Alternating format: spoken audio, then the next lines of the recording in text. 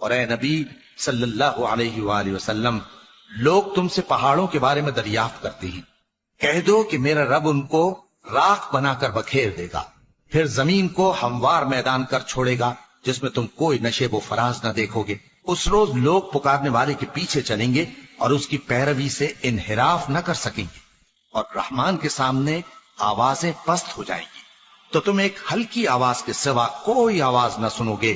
اس روز کسی کی سفارش کچھ فائدہ نہ دے گی مگر اس شخص کی جسے رحمان اجازت دے اور اس کی بات کو پسند فرمائے۔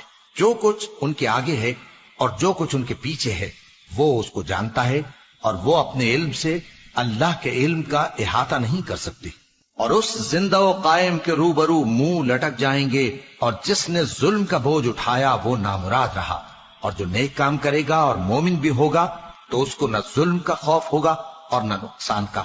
اور ہم نے اس کو اسی طرح کا قرآن عربی نازل کیا ہے، اور اس میں طرح طرح کے ڈراوے بیان کر دیے ہیں تاکہ لوگ پرہیزگار بنیں یا اللہ ان کے لیے نصیحت پیدا کر دے۔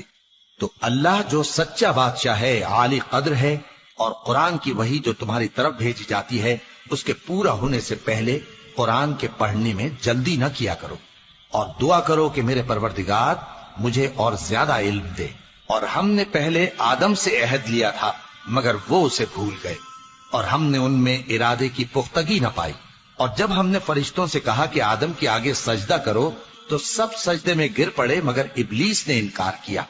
اس پر ہم نے فرمایا کہ آدم، یہ تمہارا اور تمہاری بیوی کا دشمن ہے، تو یہ کہیں تم دونوں کو بہشت سے نہ نکلوا دے، پھر تم تکلیف میں پڑ جاؤ۔ یہاں تم کو یہ آسائش ہے کہ نہ بھوکے رہو نہ ننگے، اور یہ کہ نہ پیاسے رہو اور نہ دھوپ کھاؤ۔ پھر شیطان نے ان کے دل میں وسوسہ ڈالا اور کہا کہ آدم، بھلا میں تم کو ایسا درخت بتاؤں جو ہمیشہ کی زندگی کا باعث ہو اور ایسی بادشاہت کہ کبھی زائل نہ ہو؟ سو دونوں نے اس درخت کا پھل کھا لیا تو ان پر ان کی شرم گاہیں ظاہر ہو گئیں، اور وہ اپنے اوپر بہشت کے پتے چپکانے لگے۔ اور آدم نے اپنے پروردگار کے حکم کے خلاف کیا تو وہ اپنے مقصد سے بے راہ ہو گئے۔ پھر ان کے پروردگار نے ان کو نوازا تو ان پر مہربانی سے توجہ فرمائی اور سیدھی راہ بتائی۔ فرمایا کہ تم دونوں یہاں سے نیچے اتر جاؤ، تم میں بعض کے دشمن ہوں گے، پھر اگر میری طرف سے تمہارے پاس ہدایت آئے تو جو شخص میری ہدایت کی پیروی کرے گا وہ نہ گمراہ ہوگا اور نہ تکلیف میں پڑے گا، اور جو میری نصیحت سے منہ پھیرے گا اس کی زندگی تنگ ہو جائے گی، اور قیامت کو ہم اسے اندھا کر کے اٹھائیں گے۔ وہ کہے گا کہ میرے پروردگار، تو نے مجھے اندھا کر کے کیوں اٹھایا؟ میں تو دیکھتا بھالتا تھا۔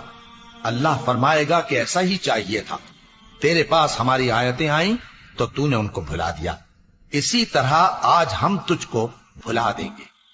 اور جو شخص حد سے نکل جائے اور اپنے پروردگار کی آیتوں پر ایمان نہ لائے، ہم اس کو ایسا ہی بدلہ دیتے ہیں، اور آخرت کا عذاب بہت سخت اور ہمیشہ باقی رہنے والا ہے۔ تو کیا یہ بات ان لوگوں کے لیے موجب ہدایت نہ ہوئی کہ ہم ان سے پہلے بہت سے فرقوں کو ہلاک کر چکے ہیں جن کے رہنے کے مقامات میں یہ چلتے پھرتے ہیں؟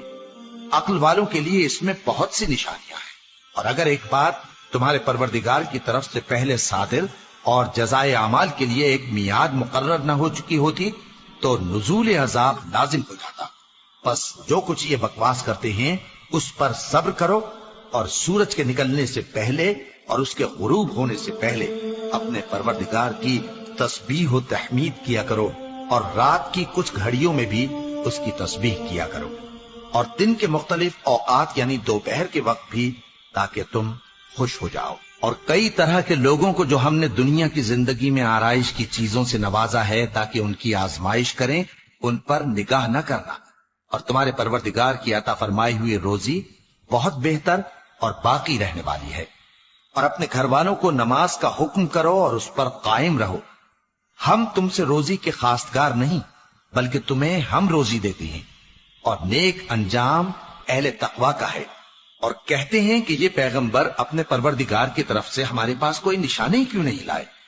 کیا ان کے پاس پہلی کتابوں کی نشانی نہیں آئی؟ اور اگر ہم ان کو پیغمبر کے بھیجنے سے پیشتر کسی عذاب سے ہلاک کر دیتے تو یہ کہتے کہ اے ہمارے پروردگار، تو نے ہماری طرف کوئی پیغمبر کیوں نہ بھیجا کہ ہم ذلیل اور رسوا ہونے سے پہلے تیرے احکام کی پیروی کرتے۔ کہہ دو کہ سب نتائج اعمال کے منتظر ہیں، سو تم بھی منتظر رہو، ان قریب تم کو معلوم ہو جائے گا کہ دین کے سیدھے رستے پر چلنے والے کون ہیں اور جنت کی طرف راہ پانے والے کون ہیں، ہم یا تم۔